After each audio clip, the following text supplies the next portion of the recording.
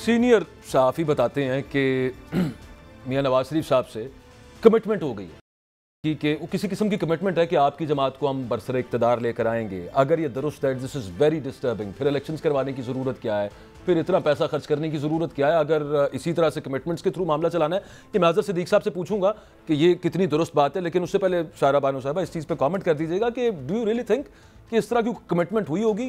मैं जर्नलिस्ट के नाम बता देता हूँ आपको भी, अगर आप if you want to know, लेकिन जो मियाँ साहब के साथ राब्ते में रहे हैं या क्लोज समझे जाते हैं, आपके ख्याल में ये बात दुरुस्त होगी या फिर ऐਵੇਂ कोई हवा में छोड़ी है किसी ने?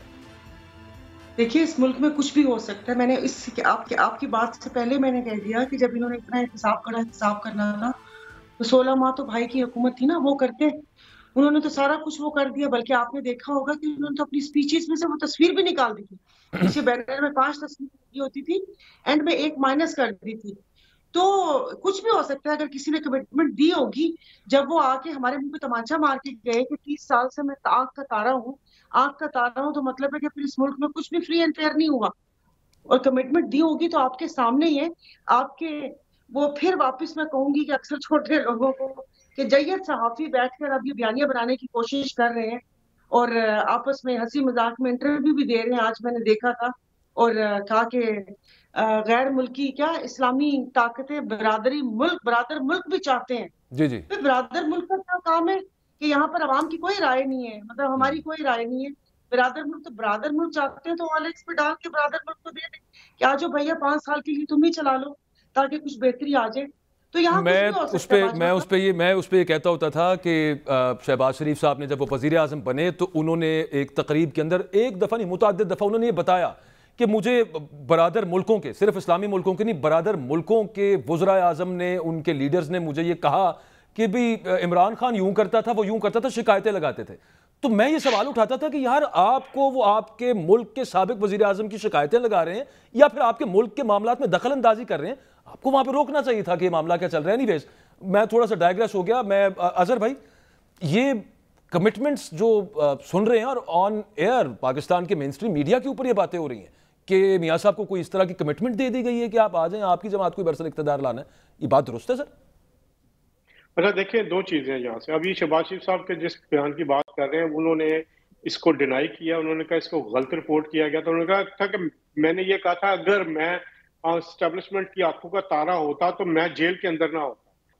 जब शहबाज शरीफ साहब जेल के अंदर रहे हैं, आपको भी पता है, उनको जेल में रखा गया, उनके बेटे को जेल में रखा गया और काफी लंबे अरसे तक रखा गया। तो ये एक, क्योंकि ऑन एयर बात हो रही थी, वो तो इस हवाले से मैं ये बात करूं। बेनजीर भुट्टो यहीं पे थी, मुझे आज भी याद है।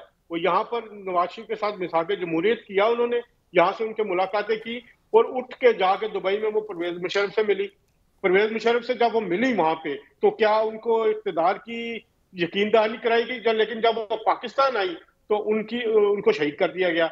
तो ये जो बात है ना कि लोग कह रहे हैं कि इक़्तिदार की यकीन दहानी हो गई, तो कोई भी इक़्तिदार की यकीन दहानी नहीं करवा सकता पाकिस्तान में। पाकिस्तान के हालात, वाक़यात, इंतखाबात खुद अपना फैसला करेंगे कि कौन सी जमात जीतती है। यहाँ पर तो अगले हफ्ते का नहीं पता होता कि पाकिस्तान में क्या हालात होंगे। 9 मई से पहले आप मुझे बताएं क्या सूरत हाल थी। 9 मई का वाकया हुआ, एक दिन का वाकया हुआ, उसके बाद तहरीक इंसाफ के साथ क्या हुआ कि एक जो पार्टी लीडर था वो एक एक करके छोड़ते गए, ये छुड़वा दिया गया या वो खुद छोड़ गए। तो ये कहना कि किसी को यकीन दहानी करवा दी गई है, मेरा ख्याल है कि ऐसी कोई बात नहीं है। सोच सकते हैं हम, ये लोग सोच सकते हैं, हम ये बात सोच सकते हैं, तो क्या नवाज शरीफ जो 3 बार के प्राइम मिनिस्टर रहे हैं, 3 मरतबा उनका एस्टेब्लिशमेंट से फटा हुआ, क्या उनको नहीं पता कि कौन सी यकीन दहानी पे यकीन करना है, क्या नहीं करना? दूसरी बात हुई, आपने कहा कि नवाज शरीफ जो है उसने जो पहला उनका जो मसला हुआ था, आपको भी पता कि मुशर्रफ का ट्रायल करने के शुरू पे हुआ था, तो नवाज शरीफ ने हिम्मत थी तो उसने ट्रायल शुरू किया। उसके बाद उसकी हुकूमत गिराने के लिए जो मंसूबे बने, मैं वैसे अजहर भाई थोड़ी सी यहाँ पे एक चीज ऑन रिकॉर्ड लेके आऊं। फवाद हसन फवाद साहब, और ये जाती तौर पे मुझे वो बता चुके हैं कि ये ट्रायल नवाज शरीफ साहब स्टार्ट करके फंस गए थे। ये बेसिकली उस वक्त जो अटॉर्नी जनरल थे वो पीपल्स पार्टी के थे और इफ्तिखार चौधरी साहब चीफ जस्टिस थे। उन्होंने कहा कि भाई आपने ट्रायल स्टार्ट करना है कि नहीं करना मुझे बताएं। और ये फवाद हसन फवाद साहब ने, मैं ऑन रिकॉर्ड आपको बता रहा हूं, उन्होंने मुझे बताया कि अटॉर्नी जनरल साहब आए हाउस, उन्होंने आके कहा कि यार बताएं, इफ्तिखार चौधरी से पूछ रहे हैं। और वहां पे उन्होंने जब मशवरा किया तो उसमें 3 लोगों ने कहा हाँ जी कर दें, जिसमें एक चौधरी निसार भी थे। वो बाद में बड़ा गुस्से होते थे कि यार मेरे को लोग केड़ा गलत काम करवा देता है। ये नवाज शरीफ साहब का मैं मैं आपको तो बता रहा हूँ, लेकिन बात वहां से स्टार्ट हुई। एक शुरू तो हुआ ना एज ए प्राइम मिनिस्टर, उनकी मंजूरी से हुआ।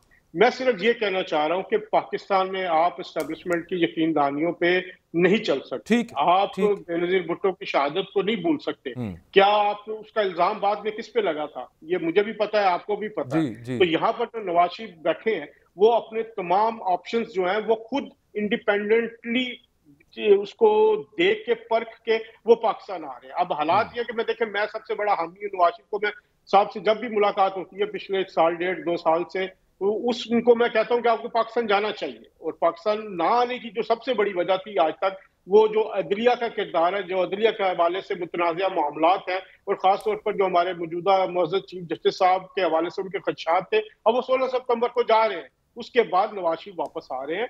और खुली एक लड़ाई, मैं कहता हूँ लड़ाई है या एक इंतखाबी लड़ाई है, उसका वो सामना करेंगे। अच्छा। अगर वो कामयाब होते हैं, ठीक। अगर वो कामयाब होते हैं तो चले, वो तो that remains to be seen sir, that remains to be seen. लेकिन अभी अगला मामला तो ठीक ठीक है अजहर भाई।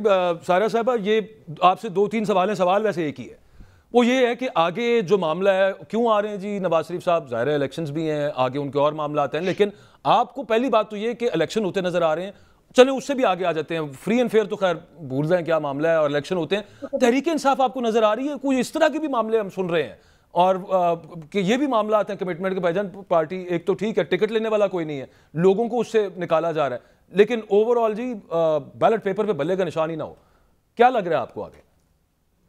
अब क्या लग रहा है, देखिए जैसे यहाँ पर मौसम का नहीं पता होता है कि सुबह दोपहर और शाम में बारिश और रात को आंधी और ओले गिरना शुरू हो जाते हैं, ऐसे यहाँ पर भी नहीं पता। यहाँ पर कल परवेज खटक साहब ने कहा कि कुछ भी हो सकता है, मैं भी गायब भी हो सकता हूँ, मैं भी कल सारे चीजें सही हो जाए और वो उसके बाद वो आ जाए।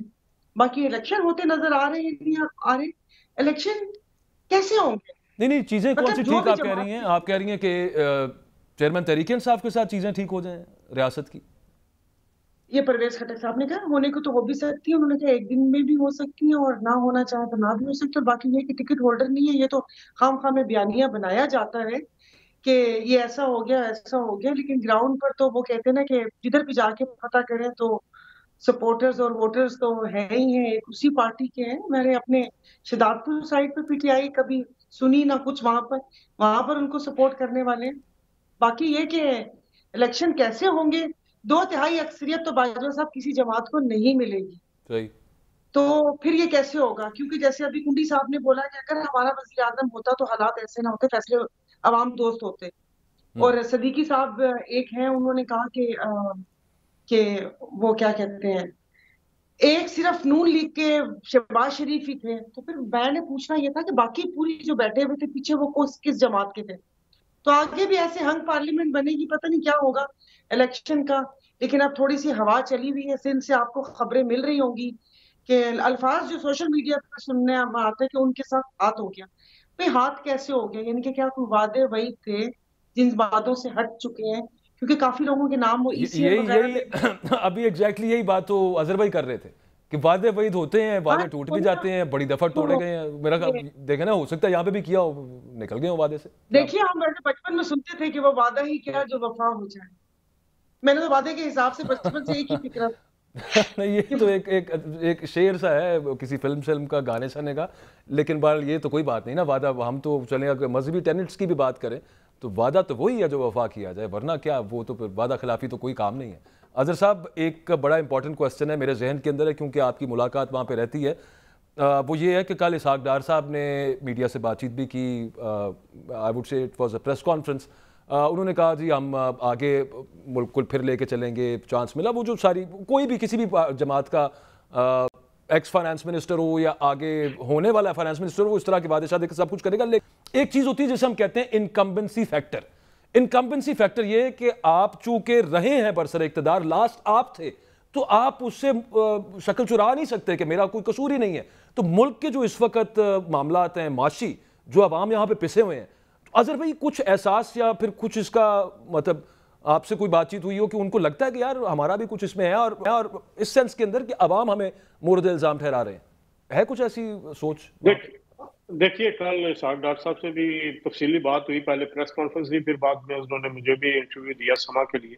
तो तफसीली तौर पर ये बात पूछी। देखें, कोई भी पाकिस्तान में जिम्मेदारी लेने के लिए तैयार नहीं होता।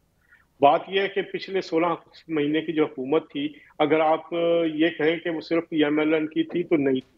इसमें जो 11 या 12 पार्टियां थी, पीडीएम की, वो सारी इक़्तिदार में शरीक थी। तमाम अहम मिनिस्ट्रीज अगर देखें, पीपल्स पार्टी ने भी एंजॉय किया है, उसी तरह एंजॉय किया, उनके पास भी तमाम इंपॉर्टेंट मिनिस्ट्रीज थी। और जो शहबाज शरीफ साहब से भी बात हुई, शहबाज शरीफ साहब भी क्या जो मामलात थे, क्या शहबाज शरीफ साहब अकेले तमाम मामलात को लेके चल रहे थे?